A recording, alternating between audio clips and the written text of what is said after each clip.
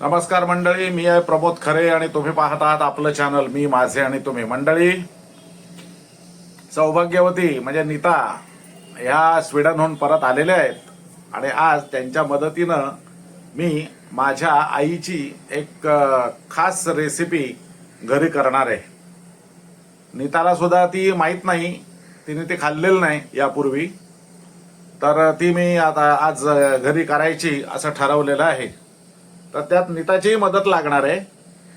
तर ती आमची आई म्हणजे आमच्याकडे काय होतं की खूप गरिबी होती. 105 रुपये पेन्शन होती आमच्या आईला फक्त.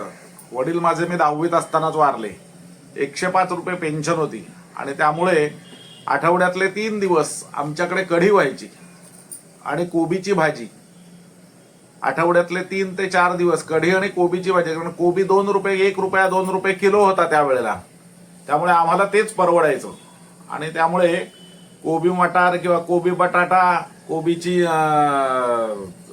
चण्याची डाळ घालून केलेली भाजी आणि कढी हाच मेनू आठवड्यातले 3 किंवा 4 दिवस आमच्याकडे असायचा त्यावेळेला.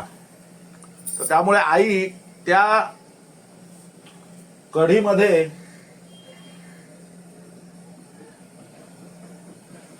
वैविध्य आणायची. एकाच प्रकारची कढी रोज दरवेळेला खायला लागू नये म्हणून वैविध्य आणायची. तर त्यातलाच हा एक प्रकार आहे आत्ता जो मी करतोय, तो आहे म्हणजे कढी गोळे. तर कढी गोळ्यांसाठी जी कढी लागणार आहे ती कढी आपल्याला सौ नीता करून दाखवणार आहे. मी गोळे दाखवतोय.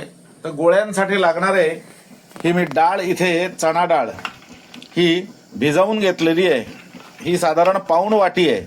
आम्ही दोघच जण असल्यामुळे ही पाऊण वाटी डाळ घेतली. तुम्ही ज्या प्रमाणात घरात माणसं असाल त्या प्रमाणात ही डाळ तशी घ्यायला हरकत नाही. त्या डाळीमध्ये घालण्यासाठी हे जिरं, हे आलं, ही एक मिरची, ही तिखट मिरची आहे आणि म्हणून मी एकच घेतलेली आहे. तुम्हाला हवी तर तिखटपणा जास्त असेल तर जास्त घ्यायला हरकत नाही. आणि ही कोथिंबीर. आता हे सगळं मी मिक्सरमधून वाटून घेणार आहे. आमच्याकडे त्यावेळेला म्हणजे 1978, 1980, 80 वगैरे त्यावेळेला. तर त्यावेळेला आमच्याकडे मिक्सर वगैरेचा काही प्रश्नच नव्हता. त्यामुळे पाट्यावरती हे सगळं वाटून द्यायची जबाबदारी माझी असायची. आज आता हे मिक्सर आलेलं आहे त्यामुळे हे मी मिक्सरमध्ये वाटून तुम्हाला घेतो आणि मग पुढची कृती दाखवतो. तर मंडळी, हे बघा, हे अशा पद्धतीनं हे सरभरीत असं वाटून घेतलेलं आहे. आता याच्यामध्ये चवीनुसार मीठ घालतोय. याच्यामध्ये चवीनुसार मीठ घालतोय.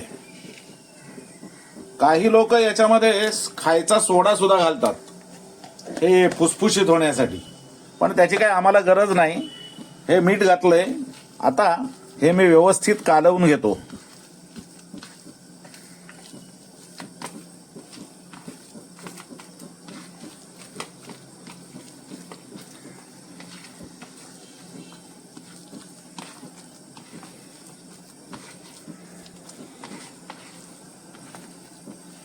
हे बघा, हे या पद्धतीने असं कालवून घेतलं. आता हा मी इथे वाफवण्यासाठी जे ठेवलंय ते ग्रीजिंग म्हणजे एक तेल लावून घेतलेलं आहे याला खाली, हे गोळे चिकटू नयेत म्हणून. आणि हे असं तेल लावून घेतलंय खाली, आपले गोळे चिकटू नयेत म्हणून. आणि आता दोन्ही हाताला पाणी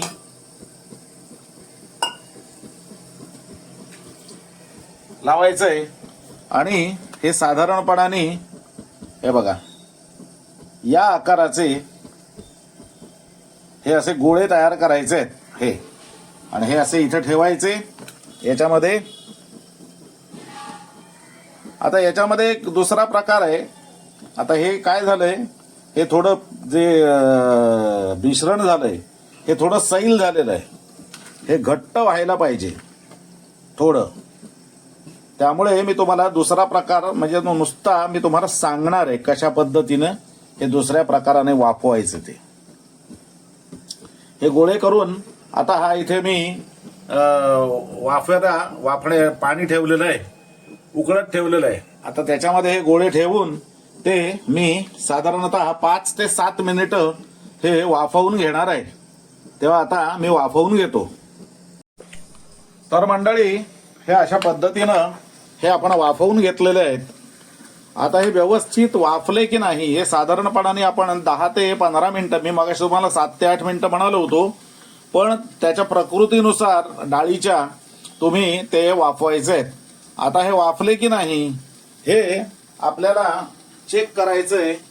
ते म्हणजे एखादा फोर्क म्हणा, म्हणजे ज्याला काटा म्हणतात, तो काटा किंवा ही अशी टोकदार सुरी ही घेऊन ही अशी या आतमध्ये घालायची आणि बघायचं. सहजगत्या बाहेर आली, काही चिकटलं नाही, त्याचा अर्थ हे वाफलेले आहेत. आता मंडळी, हे जे वाफलेले आहेत हे असेच तुम्ही डिश मध्ये घेऊन त्याच्यावर ते फोडणी घालून असेच खाऊ शकता. ही एक वेगळी डिश आहे. म्हणजे एकाच डिश मध्ये 2 डिश. मंडळी, तुम्हाला सांगायचंय ते म्हणजे हे करताना थोडेसे जास्त करायचे.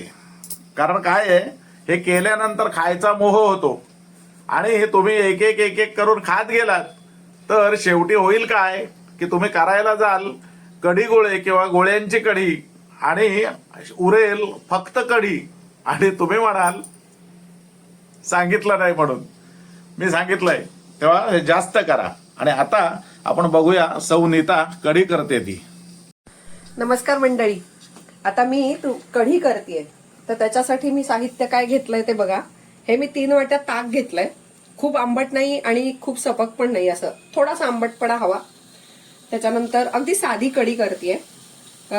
कडीलिंब फोडणीसाठी, हिरवी मिरची 1 घेतली, तिखट आहे त्यामुळे, ही बारीक चिरलेली कोथिंबीर, त्यानंतर हे डाळीचं पीठ, थोडीशी साखर, मीठ, फोडणीसाठी लागणारे आपल्याला साजूक तूप, जरासं जिरं आणि हिंग. जिरं हिंगाची फोडणी करतेय मी. तर आता आपण कढी करूया. त्याच्या आधी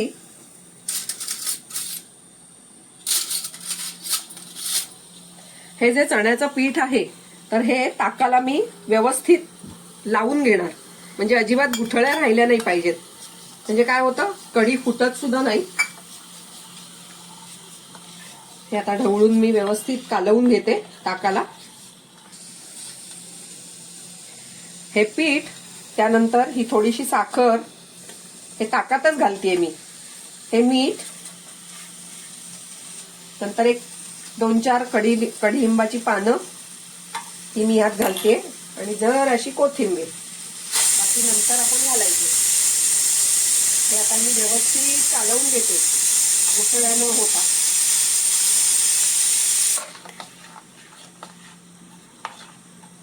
कढी गोळ्यांबरोबर ती भात लागणार आहे म्हणून मी तो कुकरला लावलाय.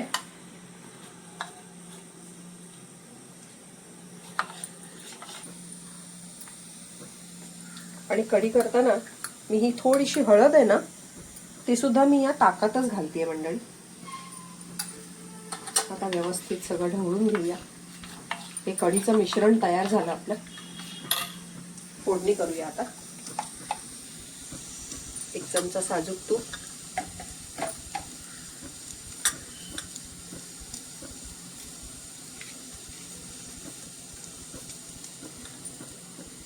चांगलं तापू दे जरा तूप.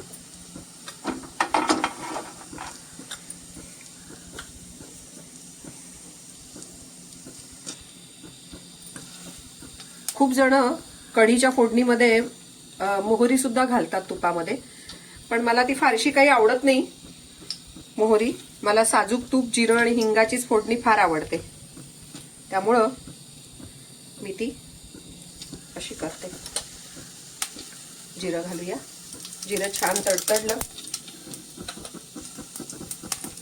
ही 1 हिरवी मिरची घेतलेली आणि हा हिंग आणि आपण ही कडीलिंबाची जी पानं ठेवली होती ती पण आता फोडणीत घालूया.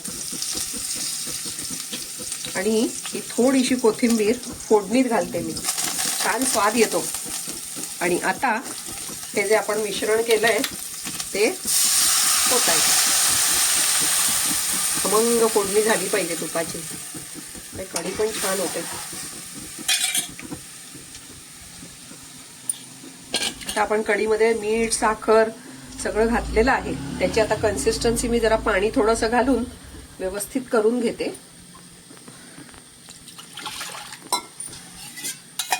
आणि ही खूप पातळ अशी करत नाही कढी गोळ्यांबरोबरची कढी, थोडीशी दाटसरच राहिली पाहिजे.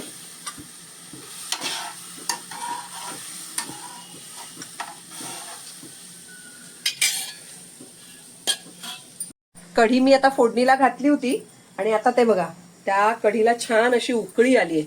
अशी उकळी आली की मग हे आपण जे शिजवून घेतलेले आहेत गोळे ते आपण एक एक सोडायचे आता त्याच्यात. आणि आपण हे शिजवूनच घेतलेले आहेत त्यामुळे एक लक्षात ठेवायचं, उकळी आली कीच हे सोडायचे गोळे, तोपर्यंत नाही.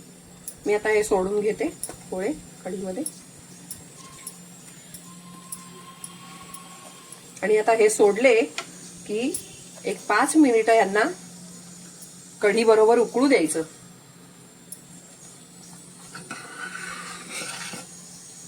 आता आपण 5 मिनिटं उकळू देऊया छानपैकी. तर मंडळी, हा जो आत्ता आपण प्रकार बघितला याच्यापेक्षा वेगळ्या प्रकारानेही काही लोक ही कढी गोळे करतात. म्हणजे कसं की आधी नुसतं पाणी, जितकं पाणी आपल्याला कढीला लागतंय तेवढं पाणी त्या कढईमध्ये ठेवायचं आणि ते पाणी उकळायला लागलं की हे गोळे त्याच्यात सोडायचे. आणि हे गोळे वर आले साधारणपणाने, म्हणजे तरंगायला लागले पाण्यावरती की समजायचं की हे शिजलेत. पण याच्यामध्ये एक धोका असा असतो की हे गोळे कधी कधी विरघळून जातात आणि पाण्यातच विरघळतात. ते पाण्यात कढी केली तर ते चांगलेच लागणार, तर काही प्रश्न नाही. पण मग आपल्याला कढी गोळे म्हटल्यानंतर गोळेच दिसायचे नाहीत कढीत. त्यामुळे आम्ही अशा पद्धतीने करत नाही. आम्ही गोळे आधी वाफवून घेतो म्हणजे ते इंटॅक्ट राहतात आणि त्यानंतर मग ते कढीत सोडायचे. आता ही जी दुसऱ्या पद्धतीची मी कढी तुम्हाला सांगितली त्या कढीमध्ये तुम्हाला फोडणी ही वरून द्यायला लागते. मग या कढी गोळे तयार झाले की मग वरून त्याला फोडणी द्यायची. ही आम्ही आधीच फोडणी या कढीला दिलेली आहे. बघा, तुम्हाला ज्या पद्धतीनं जमेल त्या पद्धतीनं करा. कढीमध्ये आपण गोळे सोडून मी आता 5 मिनिटं छान उकळवून घेतलंय. आता हे बघा, आता हे व्यवस्थित आपण आधी शिजवलेलेच आहेत आणि आता कढीचा पण त्याच्याबरोबर स्वाद लागेल. तर आता हे तयार झालेले आहेत कढी गोळे खायला. मी आता प्लेटिंग करते. आपण आता हे बंद करूया गॅस आणि ही पुन्हा एकदा थोडीशी कोथिंबीर, खऱ्यांची आवडती मैत्रीण, ती टाकूया आणि आता मी प्लेटिंग करते. अशा रीतीनं आजची आपली डिश म्हणजे कढी गोळे ही तयार झालेली आहे खायला. हे होते आमच्या आईचे कढी गोळे. आता हे तुम्ही कशाही बरोबर खाऊ शकता. भाताबरोबर फारच छान लागतात, पोळी बरोबर, भाकरी बरोबरही हे तुम्ही खाऊ शकता. आता याच्यामध्ये हे आम्ही कढी म्हणून केलेत, कढी बरोबर केलेत. काही जण या गोळ्यांची आमटी करतात. आता खानदेशी मसाला, सावजी मसाला, काळा मसाला, कांदा लसूण मसाला, मालवणी भाजका मसाला, या मसाल्याच्या पातळ अशा तरीमध्ये हे गोळे सोडायचे आहेत. म्हणजे चटकदार अशी गोळ्यांची आमटी तयार होईल. कोकणस्थी गोड्या मसाल्याच्या आमटीमध्ये हे गोळे सोडायचे नाहीत. म्हणजे मी तरी निदान बघितलेलं नाहीत. करणारे करतही असतील पण मी तरी कुठेही हे पाहिलेलं नाही. तेव्हा तुम्ही देखील ही गोळ्यांची कढी किंवा गोळ्यांची आमटी तुम्ही करून बघा आणि कशी झाली आहे ते आम्हाला कळवा. मंडळी, हा व्हिडिओ तुम्हाला आवडला असेल तर लाईक करा, शेअर करा आणि हो, नेहमीचं सांगणं, तुम्ही आमचे चॅनल सबस्क्राईब करत नाही, आमचे व्हिडिओ पाहता पण सबस्क्राईब करत नाही, तर चॅनल सबस्क्राईब करा. धन्यवाद.